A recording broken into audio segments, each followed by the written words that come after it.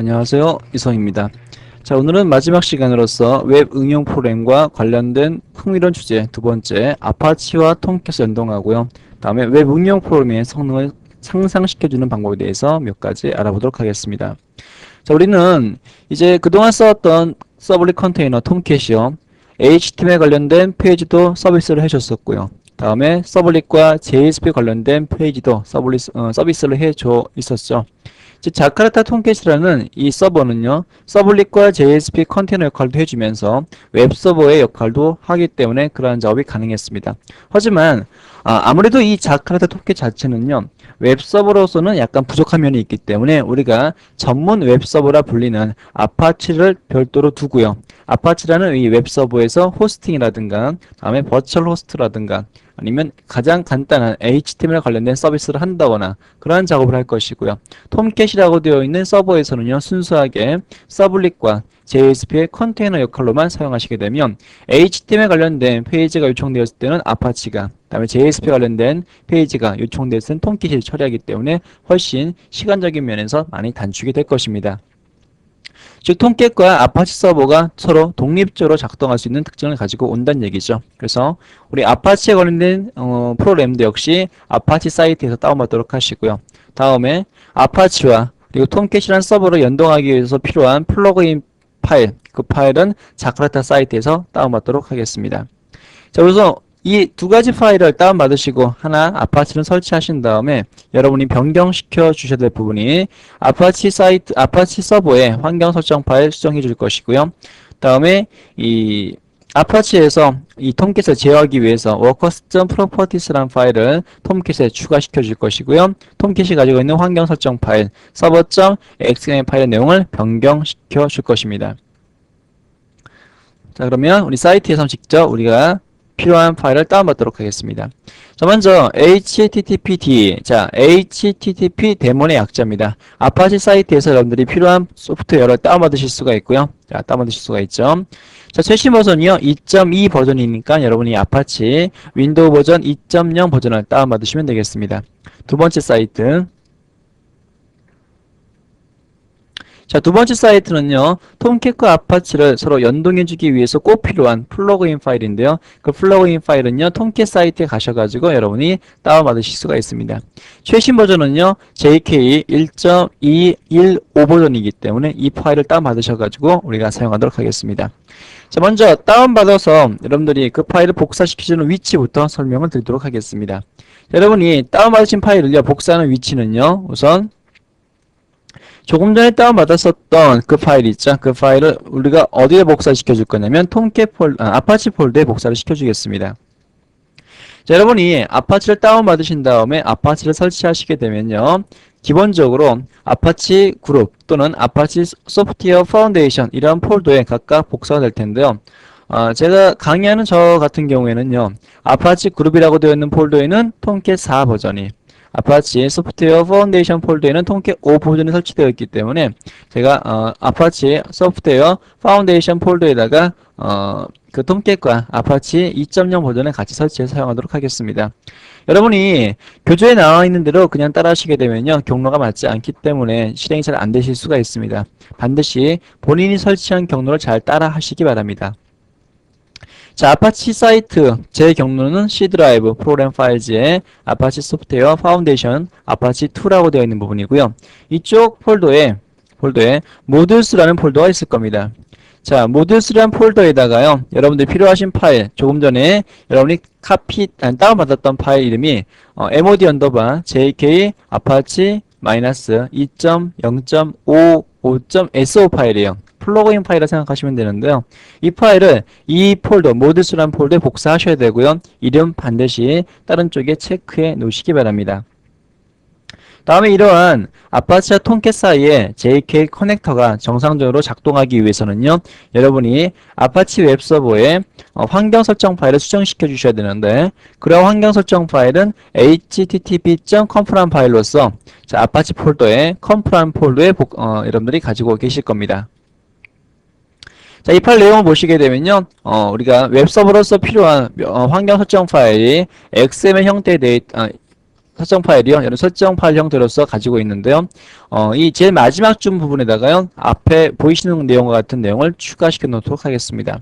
자, 이 부분은요. 여러분 교재에 있는 내용하고 똑같은 부분인데 한 가지 여기서 여러분들이 변경시켜 줘야 될 부분이 있습니다. 어디냐면 자, 여러분 교재랑 다른 부분이 있는데요. 우선 톰캣이 설치되어 있는 폴더가 여러분들이 이 경로와 여러분 스스로 갖고 있는 경로가 같은가 꼭 체크를 하시기 바랍니다. 그 경로에 workers.properties 파일을 복사할 건데요. 이건 잠시 다시 보도록 하겠습니다. 두 번째 체크하실 부분은요. 바로 여러분들이 이 톰캣이 가지고 있는 폴더의 루트 컨텍스트에 관련된 이름이 같은가 다른가 체크하셔야 됩니다. 아마 대부분 그동안 저랑 같이 수업을 해 오셨기 때문에 아마 저랑 똑같을 거라 생각을 하겠습니다. 자, 마지막으로 여러분들 꼭 체크하실 것이 바로 이 JK 커넥터를 여러분이 로딩해 오셔야 되는데 그 작업을 자, 요 파일에서 해 주셔야 됩니다. 이 파일은요. 조금 전에 여러분들이 복사시켰던 그 위치에 존재하고 있는 파일입니다. 자, 다시 한번 살펴보도록 하겠습니다. 자, 모드스란 폴더에 가장 상단에 위치하고 있죠. 바로 현재 그러니까 이 아파치가 설치되어 있는 디렉토리에 모드스라는 폴더에 자, mod 언더바 jk-apache 2055.so 라고 되어 있죠. 이 폴더에 존재하고 있는 이름과 우리가 이 컴프 파일의 복사한 이름이 정확하게 같지 않으면 아파치 자체가 실행이 안 되기 때문에 꼭 주의하셔가지고 수정하시기 바랍니다. 다음에 필요한 파일. 자, 톰캣에서 이런 작업을 우리가 아파치 연동하기 위해서 필요한 파일에 대해서 말을 하도록 하겠습니다. 자, 그 부분은요, 톰캣이 설치되어 있는 폴더에 자, 컴포넌트 폴더 이동하시게 되면 여기에 파일이 존재하지 않을 텐데요. 자, workers.properties라는 파일을 여러분이 만들어 주셔야 됩니다. 자, 이 내용을 보시게 되면요. 아파치에서 즉 톰캣으로 연동되어 있는 그 HTML에 관련된 요청을 아파치에 어디로 연동을 시켜줄 것인가 거기에 관련된 부분을 적어주는 부분이 있습니다. 다음에 톰캣과 아파치 내부 사이에 연동되는 포트는 8009번으로 설정되어 있죠. 이 workers.properties 파일을요 반드시 톰캣이 설치되어 있는 컴프 폴더에 복사를 해주시고요. 자, 마지막으로 톰캣의 환경 설정 파일인 server.xml 파일을 수정하도록 하겠습니다. 자, server.xml 파일에서 수정하실 내용은 두 군데가 있는데요. 첫 번째, 자, 대체로 아마 페이지 상단 부분에 있을 것입니다. 여러분들 서버라는 일레먼트가 시작되는 부분 바로 다음 줄에다가 자, 14번째 줄에 해당하는 것과 같은 내용을 여러분들이 삽입해 주셔야 됩니다. 자, 다 똑같은데요. 아마 mod jk라고 되어 있는 속성값 이 부분에 있는 값은요. 여러분이 교재와 여러분이 쓰고 있는 환경이 다를 수 있습니다. 또 여러분이 보고 있는 이 교재를 보고 있는 시점에서 더 좋은 버전을 다운받을 수도 있기 때문에 반드시 여러분이 설치하시고 다운받으신 파일명을 써주시기 바랍니다. 자, 폴더 이름 써주시고요. 다음에 모드스란 폴더에 아까 우리가 복사시켜놨던 그 파일 이름 제가 적어놨습니다. 복사시켜놨던 파일 이름 적어놨죠? 다시 한번 확인해 보도록 하겠습니다. 자, 아파치라는 폴더에 모드스라는 폴더에 가장 상단에 있었던 파일이었습니다. 자, 이 파일 이름이 정확하게 일치하고 있죠. 첫 번째, 리스너라고 되어 있는 엘레먼트를 이렇게 추가시켜 주도록 하시고요. 두 번째,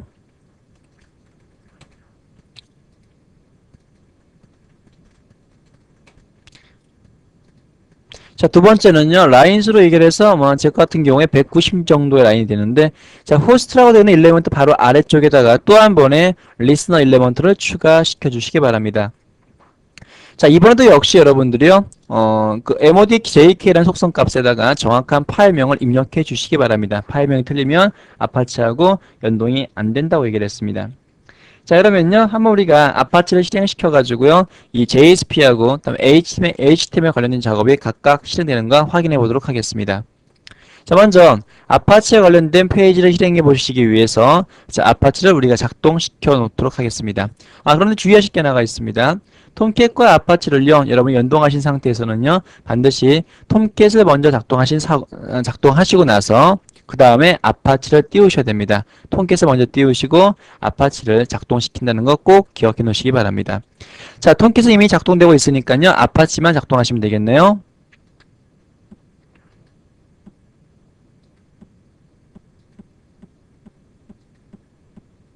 자, 아파치 서버를 우리가 스타트 시켰고요.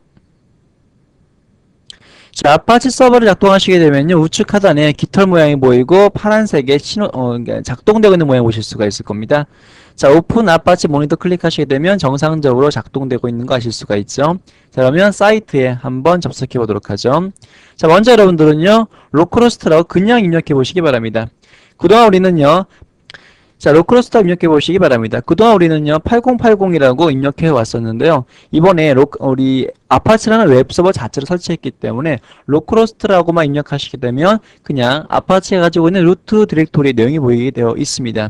자, 이 내용이 보이는 폴더 위치를 설명해 드릴게요. 그 위치는요, 아파치가 설치되어 있는 폴더에 htdocs란 폴더, 여기에 존재하고 있는 파일들입니다. 이 파일 내용이 보이는 것이기 때문에 여러분들이 필요한 HTML이라든가 JSP 같은 파일들은요, 이쪽 부분에 복사해 놓고 써도 좋을 것 같습니다. 그 다음에 우리가 그동안 써왔던 루트 컨텍스트에 login.js 페이지가 호출되는 거 확인해 보도록 하겠습니다. 자, 이 부분 역시 정확하게 호출된 거 확인하실 수가 있죠. 로그인 한번 해볼까요? 어드민. 자, 역시 로그인에 관련된 작업도 정확하게 실행되는 거 아실 수가 있죠. 자, 이렇게 앞으로 여러분들이 HTML에 관련된 작업은 아파치가, 다음에 서블릿과 JSP에 관련된 작업은 톰캣이라는 서버가 해줌으로써 우리 역할 분담도 하고요. 속도에서 많은 향상을 가져오실 수가 있을 것입니다. 자, 두 번째. 자, 이번에 웹 응용 프로그램의 성능 관리에 대해서 알아보도록 하겠습니다. 자, 우선 여러분들이 웹 프로그램을 작성하실 때 몇 가지 주의하실 만한 사항을 적어놨는데요. 첫 번째, 자, 문자열에 대한 사용을 여러분이 처리하는 방법을 얘기를 합니다. 자, 우리가 문자열을 쓰기 위해서 쓰는 두 가지 클래스가요. 스트링 클래스가 있고 스트링 버퍼 클래스가 있는데요. 스트링 클래스는 가변 데이터가 아니라 불변 데이터죠. 데이터가 한 번 정해지게 되면 그 내용을 변할 수 없는 불변 데이터입니다. 자, 스트링 클래스에서 여러분들이 문자열을 결합하기 위해서 덧셈을 많이 사용하시게 되는데, 덧셈을 이용해서 데이터를 결합하시게 되면요, 글자가 많아지면 많아질수록 속도가 상당히 처져지게 됩니다. 그래서 이러한 문자열을 결합하는 일이 종종 발생할 경우에는 스트링 버퍼에 append라는 메소드 이용해서 처리하시기 바랍니다. 자, 스트링 클래스와 스트링 버퍼 클래스에 대한 성능 차이를 비교하시게 되면요, 글자 수가 많으면 많을수록 그 값은요, 여러분들이 3배, 10배, 100배 이상 차이가 날 수도 있기 때문에 문자열 결합은 반드시 스트링 버퍼 클래스로 처리해 주도록 하시기 바랍니다. 두 번째, 정적인 데이터는요, 우리가 초기에 생성하도록 하여 주시는 게 좋습니다. 즉, JSP일 경우에는 init이라든가 다음에 JSP init이라는 메소드에서 처리해 주시는 게 좋고요. 서블릿도 마찬가지고요. HTML로 모든 것들을 여러분들이 작성해야 될 내용을 JSP로 굳이 변환시켜서 쓰는 것은 좋지 않다는 얘기입니다. 기억하시고요. 다음에 프린트 라인과 프린트 메소드 사용이 문제가 있는데, 프린트 라인이라는 메소드 자체가 프린트라는 메소드를 사용하시는 거기 때문에 또 한 번의 변환 과정이 발생합니다. 그렇기 때문에 가급적이면 프린트라는 메소드를 사용하시는 게 좋을 것 같습니다. 자, 출력을 위한 데이터 버퍼 크기를요, 우리가 정하실 수가 있습니다. 이 부분은 페이지 지시어에서 우리가 가지고 있는 속성 중에서 버퍼 속성에 포함되는 내용일 텐데, 기본 크기는 8KB입니다. 이 8KB 이상 또는 이하, 여러분이 원하시는 값을 부여하실 수도 있는데, 적절한 데이터 크기를 정하시는 게 좋을 것 같습니다. 만약에 많은 데이터를 전송해야 되는 경우에는 버퍼의 크기를 늘리는 게 좋을 수도 있겠죠. 데이터의 적당한 크기로 중간에 한 번씩 여러분이 플러시 시켜주시는 것이 훨씬 부하가 덜 걸리는 일입니다. 자, 당연한 얘기겠지만요, 우리가 동기화에 관련된 이 기능을 사용하지 않는 게 좋습니다. 동기화라는 것은요, 모든 데이터가 서로 간에 동기가 맞을 때까지 계속 대기하고 또 작업을 진행하고 있기 때문에 속도가 많이 느려진다는 단점을 가지고 있습니다. 불필요한 동기화 사용을 자제하도록 하시고요. 또 하나, 필요없는 세션을 사용하지 않기를 바랍니다. 여러분들은 기본적으로 세션 객체는 추루값을 갖고 있습니다. 그렇기 때문에 어떠한 페이지가 된다 할지라도 세션 데이터는 사용하실 수가 있다는 얘기죠. 하지만 세션 데이터 필요 없을 경우는 사용하지 않는 게 바람직합니다. 자, 정적인 내용을 포함시킬 때 include 지시어를 사용시켜라. 어떠한 JS 페이지 안에서 또 다른 페이지를 포함시키는 경우는 두 가지 형태가 있습니다. 퍼센트 골뱅이로 시작하는 include 지시어가 있고요. 다음에 include tag library라는 불리는 include 지시어 두 가지가 있습니다. 액션 지시어죠. 그러면 자, include 지시어를 그냥 쓸 때하고 include 태그를 사용할 때하고 include 액션 태그를 사용할 때 어떤 차이점이 있냐면요. 우리 include 지시어를 이용했을 경우에는요. 정적인 데이터만을 포함을 시켜주고요. 다음에 JSP의 include 액션 태그를 사용할 경우에는 동적인 데이터도 가져올 수가 있습니다. 하지만 이 JSP의 include 태그를 사용하시게 되면 동적인 데이터를 가지고 오다 보니까 당연히 속도에 많이 처지게 됩니다. 그래서 고정되어 있는 문자를 가지고 오실 때 굳이 JSP의 include를 사용하실 필요는 없다는 얘기입니다. 여러분들이 정적인 데이터를 가지고 오실 때는요, 그냥 include 지시어를 사용하시는 게 좋을 것 같습니다. 자, 우리가 useBin, 즉 JSP의 useBin 태그를 이용했을 경우에는요, 여러분들 객체를 만드신 객체를요, 어디까지 재사용할 것인가, 이 스코프를 정하실 수가 있는데, 리퀘스트라든가, 다음에 세션, 다음에 어플리케이션 이런 것들을 지정하실 수가 있었죠. 자, 일반적으로 이런 것도 우리가 특별하게 지정하지 않고 그냥 페이지 스코프를 가진 채 사용해 왔었는데요. 여러분들이 잘못 스코프를 지정하는 경우, 세션이라든가 애플리케이션 같이 좀 더 많은 스코프를 지정시켜버리는 경우에는 원치 않은 형태에서도 계속 메모리가 남아있을 수 있습니다. 반드시 그 적절한 스코프 안에서 객체를 사용하도록 하시고요.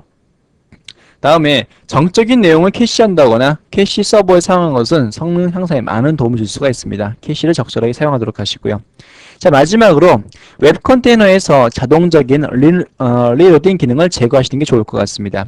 클래스하고 라이브러리의 자동적인 이 리로딩을 여러분들이 사용하시게 되면 개발 시에는 편할지 모르지만 서비스를 제공해서 실제로 사용할 시점에는 많은 부하가 걸릴 수밖에 없습니다. 가급적이면 서비스할 때는 이러한 리로딩 기능을 없애시는 게 좋을 것 같습니다. 자, 이거 외에도요, 상당히 많지만요, 기본적으로 여러분 교재에 한 11가지 정도의 주의사항이 나와 있으니까요, 앞으로 웹 응용 프로그램을 개발하실 때는 이러한 사항을 체크하셔가지고 보다 효율적이고 성능 향상되어 있는 프로그램을 개발하시기 바랍니다. 자, 이렇게 해서요, 여러분 교과정에 있는 모든 과정을 다 마쳤습니다. 자, 우리는 JSP를 이용을 해서 웹 프로그램을 개발하는 방법에 대해서 알아봤는데요. 여러분들 자바를 배우시고 나서 다음에 서블릿과 JSP를 이용해서 어떻게 하면 보다 효율적이고 편하게 웹 응용 프로그램을 배울 수 있는가에 대해서 살펴봤습니다. HTML, 자바스크립트, 스타일시트, 그리고 무엇보다도 XML에 대해서 여러분이 많이 아시는 것이 여러분이 앞으로 개발자로서 보다 편하게 나갈 수 있는 길이라 생각이 들고요. 이 이후에 여러분들이 배울 수 있는 과목이라는 것은 스트러처를 좀 더 공부하셨으면 좋겠고요. 다음에 EJ를 공부하시게 되면 보다 강력하고 다음에 서버 기반의 우리가 충분히 활용할 수 있는 그런 프로그램을 개발할 수 있을 거라 생각을 합니다. 물론 지금까지 배우신 내용들 가지고 다음에 우리가 스트러처를 이용을 해가지고요. 인터넷 사이트에 있는 어떠한 사이트라도 쇼핑몰이라든가 아니면 커뮤니티 사이트, 싸이월드 같은 개인 블로그 사이트, 그리고 웹메일 시스템 이런 건 모든 걸 다 만드실 수가 있습니다.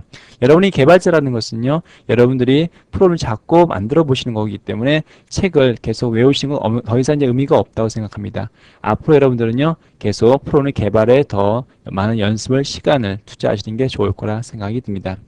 자, 그동안 저랑 같이 공부하시냐고 여러분들 많이 수고하셨고요. 앞으로도 좋은 프로그램, 더 괜찮은 프로그램 많이 만드시고요. 다음 기회에 더 좋은 모습으로 만나도록 하겠습니다. 그동안 수고하셨습니다. 감사합니다.